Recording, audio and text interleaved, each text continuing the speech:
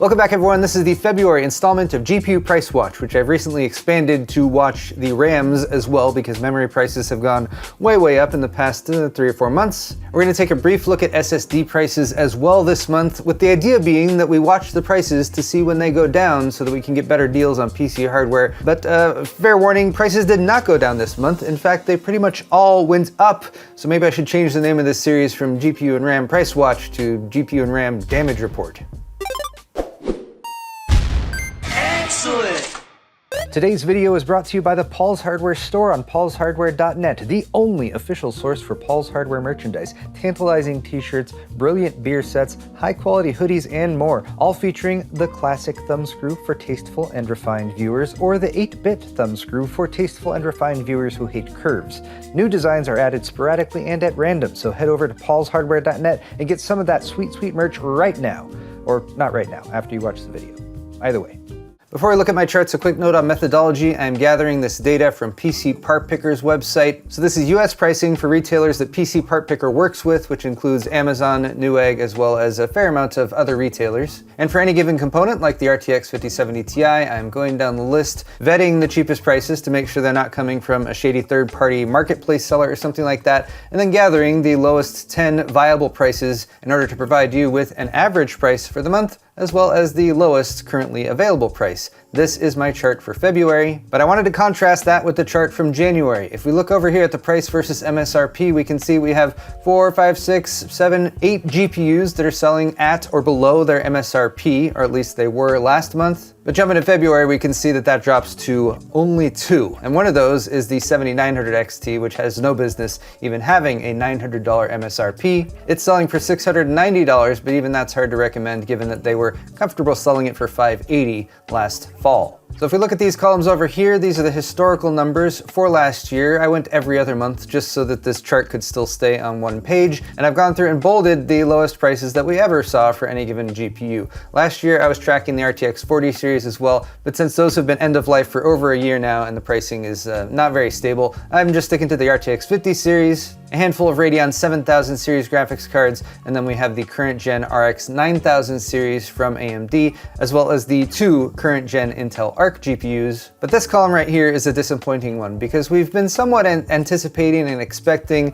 prices going up for like the 5070 Ti 16 gig. The higher end GPUs are the ones with more VRAM, which we know are going to be more heavily impacted by the shortage of both VRAM and DRAM right now. But as I was gathering this data, what I immediately saw was we have $20, $30, $50 plus price hikes on pretty much all of the NVIDIA RTX 50 series GPUs. After spending months last year watching those cards and being like, get the prices down, and they slowly went down, and NVIDIA actually had them at or below their MSRP for a reasonable amount of time if you go back to last summer and into the fall. So as the PC hardware shortage has worsened and the impact has spread, we're seeing even more of an impact down at the budget end, which sucks because that is where entry-level gamers need to get started, and there's just even fewer options that are even vaguely reasonably priced now, especially compared to a few months ago. Also frustrating is if we did want to try to look at silver linings and highlight the few areas of green on this chart, we saw a very slight reduction in the lowest price for the 5070 Ti 16 gig, going from $966 at its lowest down to $950, but that is still $200 over its $750 MSRP.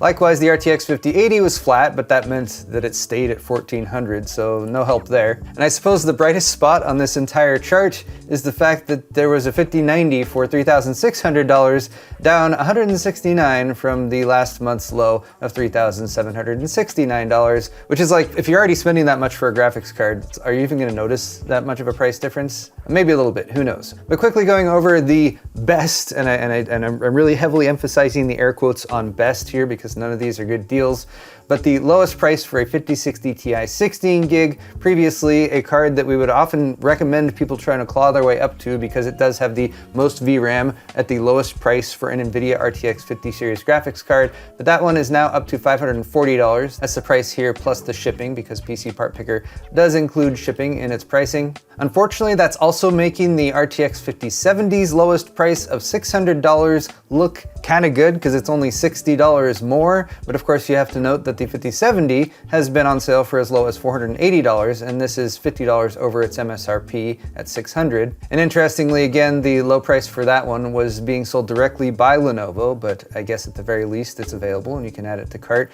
Look, you can even finance it. I'm just kidding. Don't finance a graphics card, that's really dumb. The cheapest listing for a 5070 over at Newegg was $620, and then if you want to jump up to the 5070 Ti 16 gig, the lowest price was at MSI directly for $950. And again, somehow that is a lower price compared to the lowest price from last month. Jumping out to the 5080, we actually had several models at about $1,400, including this one at Amazon. Of course, you have to have a Prime membership to get that smashing deal.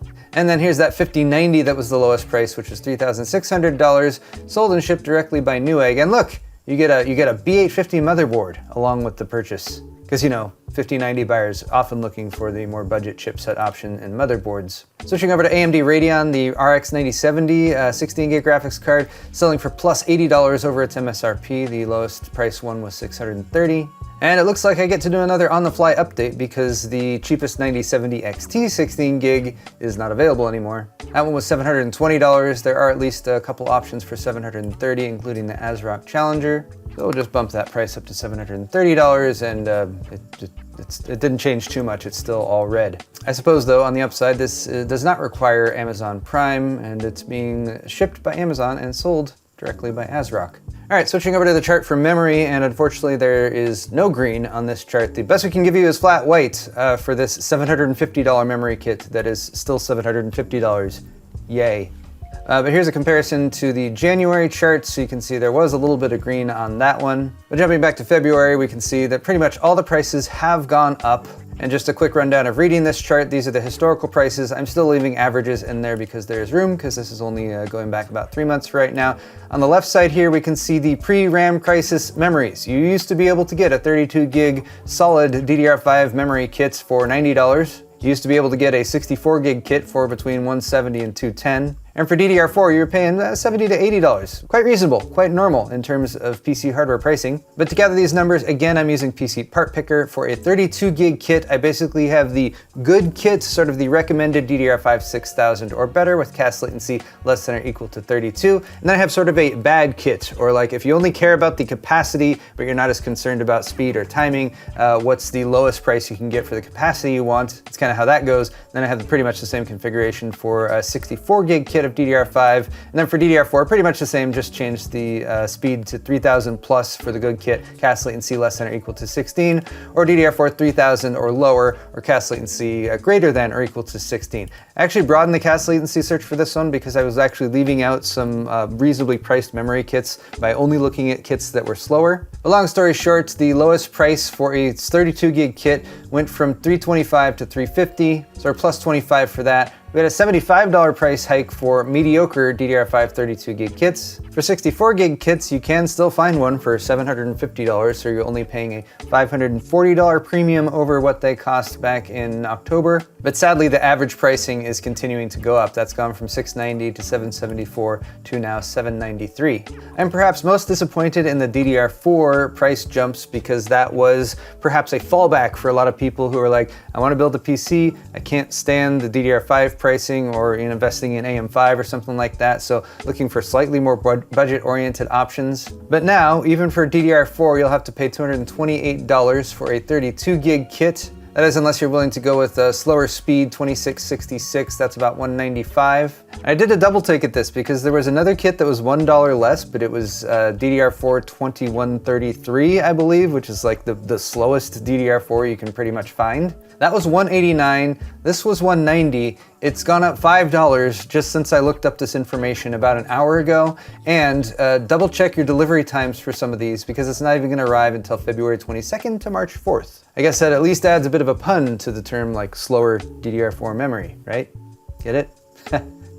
Here's the cheapest listed good 32 gig DDR5 kit, 6,000 megatransfers per second, CL32. It's got AMD Expo and Intel XMP profiles. It is $350. Then if you're willing to go for something slightly slower, this kit is still DDR5 6000. It's just CL36 instead of 32. That saves you about $25-ish down to $326. And once again, I'm very sad for anyone trying to build a workstation or something that needs more memory right now, because a 64 gig kit staying steady at least at $750 is the best we can say. This was the cheapest kit last month at $750. It's still $750, and then there's a Kingston Fury Beast kit that is also $750.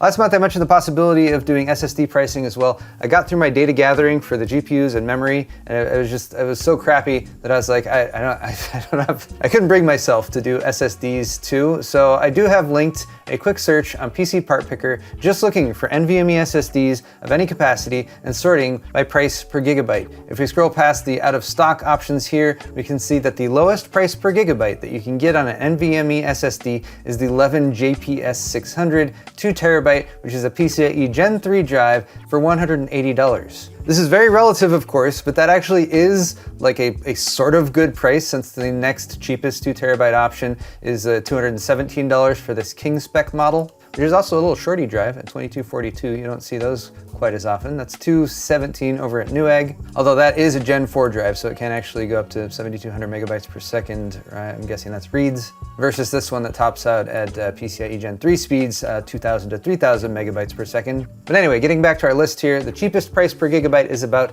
9 cents per gigabyte for that 11 drive, and then it jumps up pretty quick to 10 cents or so. And that's of course for 4 terabyte drives that you're gonna need to spend $365, $385, $395 or more for. If you just want a functional NVMe SSD and you don't want like a 512 gig option and you don't want to spend $200, the $100 ADATA option here, which is the XPG Gamix S70, is $100 for 1 terabyte. It's actually a Gen 4 drive. It actually has good read and write speeds.